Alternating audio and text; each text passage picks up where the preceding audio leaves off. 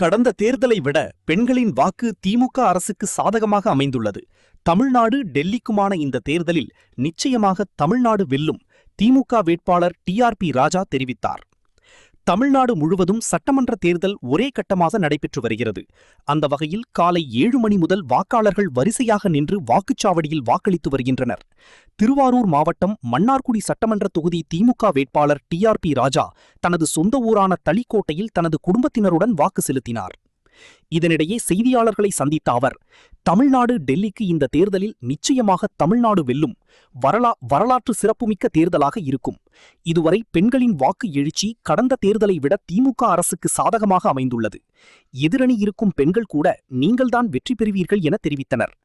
5 ஆண்டு காலம் திமுக அரசு பெண்களுக்கு அளித்த மகத்தான திட்டங்கள் ஆழமாக தீர்க்கமாக மக்களின் மனதில் பதிந்துள்ளது.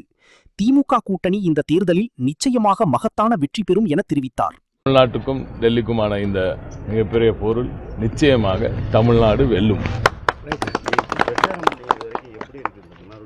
மிகப்பெரிய அளவில் இது வரைக்கும் வரலாற்று சிறப்புமிக்க ஒரு தேர்தலாக இது நிச்சயமாக தெரியுது. ஏன்னா இது வரைக்கும் அந்த பெண்களோட வாக்கு எவ்வளோ தூரம் மாண்புமிகு திராவிட நாயகன் அவர்களுக்கு டிரான்ஸ்ஃபர் ஆகிருக்குன்றது நம்ம 2-3 தேர்தலாக பார்த்துட்டு இருக்கோம்.